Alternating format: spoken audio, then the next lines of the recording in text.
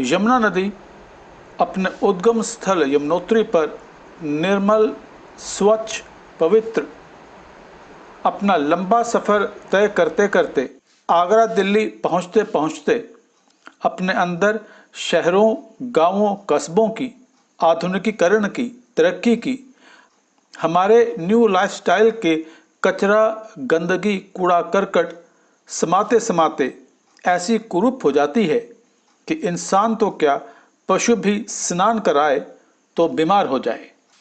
रा धा स्व आ मी सत्संग सभा दयालबाग आगरा ने यमुना नदी के तटीय हिस्से को साफ करने, यमुना में पानी की मात्रा बढ़ाने और पानी के प्रवाह को पुनः संरक्षित करने हेतु विशेष अभियान चला रखा है। दयालबाग समूह के इस प्रयास को गति देने के लिए आगरा में यमुना नदी का कायाकल्प और पानी की बहाली विषय पर कार्यशाला का आयोजन दयालबाग एजुकेशनल इंस्टीट्यूट द्वारा आयोजित किया गया।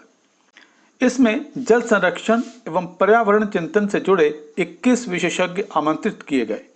बनारस हिंदू विश्वविद्यालय, IIT दिल्ली, IIT कानपुर, भारतीय कृषि अनुसंधान विशेषज्ञों ने इस कार्यशाला को संबोधित किया और दयालबाग तथा दयालबाग एजुकेशनल इंस्टीट्यूट के इस प्रयास की सराहना की।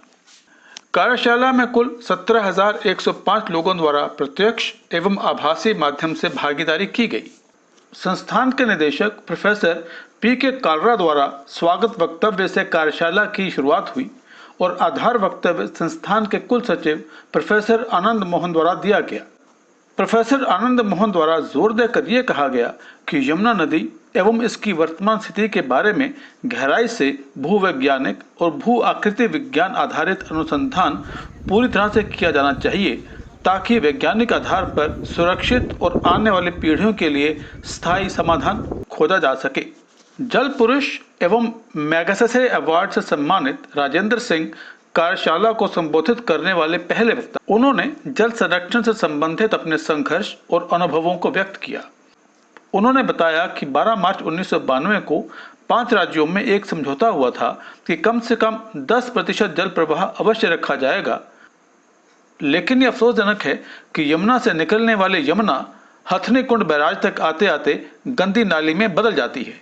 उन्होंने विशेष तौर पर चिन्हित किया कि भारतीय संस्कृति में नदियां हमेशा एक आध्यात्मिक और सांस्कृतिक महत्व रखती आई हैं। नीर, नदी, नारी और नारायण हमेशा से सम्माननीय थे और लोग इनकी पवित्रता के प्रति सचेत रहते थे। उन्होंने जोर देकर यह कहा कि वर्तमान में ये देखने में आ रहा है कि जमीन और रियल एस्टेट से जुड़े माफिया द्वारा रिवर व्यू और फ्रंट व्यू का गढ़ा गया शगुफा सज्जन लोगों को ठगने का बीज मंत्र बन गया है।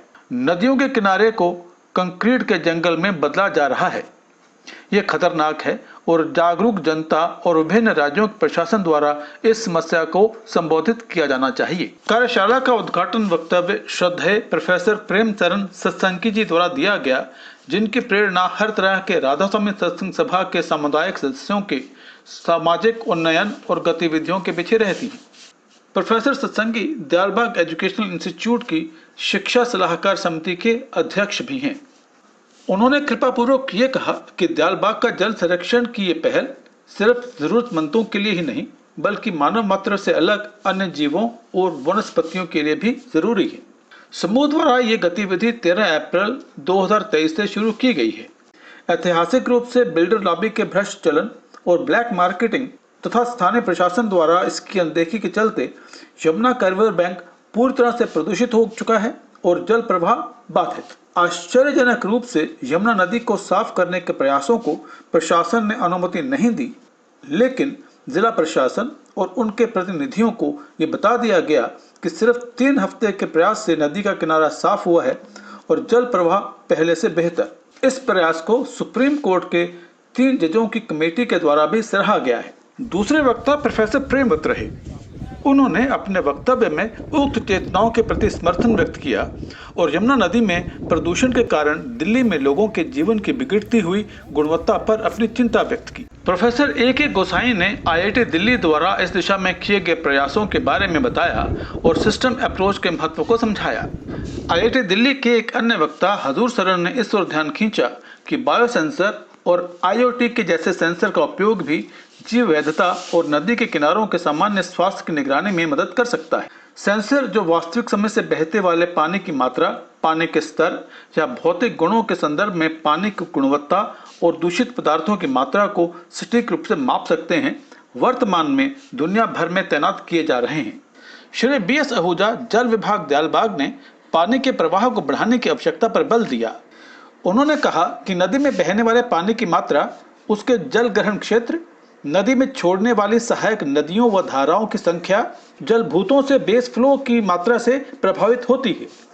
IIT BHU के प्रोफेसर उमाकांत शुक्ला ने बताया कि यमुना नदी सबसे कम ऊंचाई पर स्थित है और एक सहायक नदी के रूप में गंगा नदी में मिलने से पहले एक अक्षय नदी के रूप में काम करती है। डॉक्टर SK सत्संगी, मुख्य चिकित्सा अधिकारी, शरण आश्रम अस्पताल दयालबाग ने कहा कि दयालबाग में लोग नालियों को वेटर बेड बनाकर नदी को सुचारू रूप से बहने देने का कार्य कर रहे हैं। प्रोफेसर SS भोजवानी, सलाहकार, दयालबाग कृषि और प्रिसिशन फार्मिंग ने उल्लेख किया कि नदी के किनारे नदी के मूल सौंदर्य को जगाने और उनकी मूल सुंदरता को बहाल करने और उन्हें स्वार्थी पुरुषों द्वारा और अधिक गिरावट से बचाने की तत्काल आवश्यकता है। कई महान सभ्यताएं नदी के किनारे विकसित हुई क्योंकि यह पर्याप्त ताजा पानी, परिवहन के आसान साधन, खेती के लिए उपजाऊ मिट्टी और मनोरंजन की जगह प्रदान करती थी। JNU दिल्ली के प्रोफेसर कर्मेशु ने टिप्पणी की कि एक नदी स्वसंगठित प्रणाली है जिसमें जैविक और अजैविक दोनों परस्पर क्रिया शामिल हैं। IIT BHU के प्रोफेसर अरविंद M कायस्थ ने कहा कि यमुना साल में करीब 9 महीने स्थिर रहती है। प्रवाह न होने से नदी के भाव में कमी आती है। दिल्ली स्कूल ऑफ इकोनॉमिक्स की प्रोफेसर पम्मी दुआ ने टिप्पणी की कि जलवायु परिवर्तन बाढ़ का एक प्रमुख कारण है क्योंकि इसमें लगातार और तीव्र वर्षा हो सकती है, समुद्र के स्तर में वृद्धि हो सकती है और तूफान बढ़ सकते हैं। IIT दिल्ली के प्रोफेसर PK कालरा ने कहा कि आर्टिफिशियल इंटेलिजेंस के साथ रिमोट सेंसिंग तकनीक जल सूचना निष्कर्षण को स्वचालित करने के लिए सबसे लोकप्रिय रणनीतियों में से एक बन गई है। कार्यक्रम का समापन संस्थान की प्रार्थना और राष्ट्रगान के साथ हुआ।